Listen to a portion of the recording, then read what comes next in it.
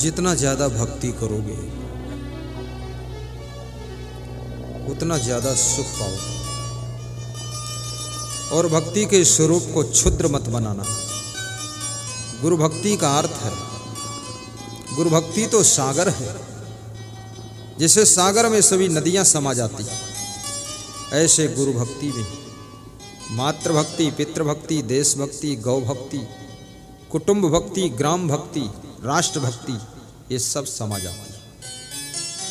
और गुरु भक्ति तब पूर्ण होती है जब तुम अपनी माँ की भी भक्ति करते हो, पिताजी की भी भक्ति करते हो, सास ससुर की भक्ति भी करो। और भक्ति का अर्थ होता है प्रेम, सेवा, समर्पण। इसका नाम भक्ति है। कल मैंने एक वीडियो दिखाया था एक भक्त को। हमारे आश्रम के संचालक की उम्र 95 साल है। उनकी सेवा 3 संत कर रहे थे। वृद्धावस्था में माइंड कम काम करता है। उनको स्नान करा रहे थे, नए कपड़े पहना रहे थे।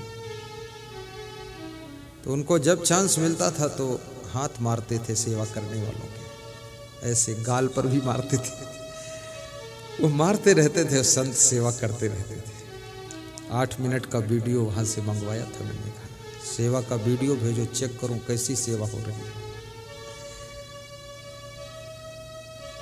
तो जिस भक्त को दिखाया उसने कहा ये वीडियो जरा मेरे मोबाइल पर डाल देना, मैं भी अपनी फैमिली को दिखा दूं कि कैसी सेवा होना चाहिए। लेकिन ये भी याद रखना, सेवा ऐसे नहीं होती किसी की। सेवा उन्हीं की होती है जिन्होंने बहुत बड़ा पुण्य इकट्ठा करके रखा है। हर आदमी सोचे सेवा के लिए आपको पुण्य इकट्ठा करना पड़ेगा, बहुत कुछ करना पड़ेगा। इसलिए जब तक अच्छी जिंदगी है, बाल अवस्था, युवावस्था, मजबूत अवस्था, सशक्त अवस्था, तब तक आप बहुत अच्छे अच्छे काम करो, अच्छी मेहनत करो और सब कुछ अच्छा बनाओ। तुम्हारी सेवा जरूर होगी। व्यर्थ में मत जाने दो अवस्था को। ये युवावस्था, ये साधारण अवस्था नहीं। इस अवस्था में अपनी व्यवस्था को समझ लो।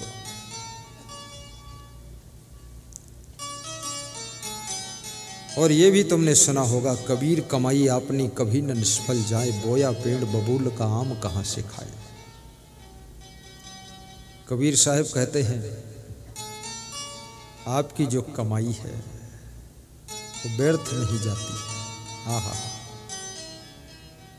बबूल बोओगे तो कांटे जरूर मिलेंगे, थोड़ा इंतजार करना पड़ेगा। आम लगाओगे तो एक दिन आम के मीठे मीठे फल जरूर मिलेंगे, थोड़ा वेट करना पड़ेगा। कर्म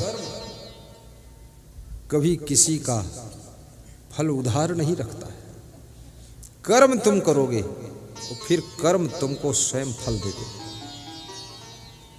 और कर्म जब फल देता है तो भाग्य बना कर देता है। आज का कर्म 7 जन्म तक भी भोग सकते हो। बीज बहुत छोटा होता है ना, लेकिन उसका वृक्ष बहुत बड़ा होता है, उसमें फल भी बड़े बड़े आते हैं। तो कर्म तो बीज है, इसका वृक्ष बहुत विशाल होगा, फल भी बड़े होंगे।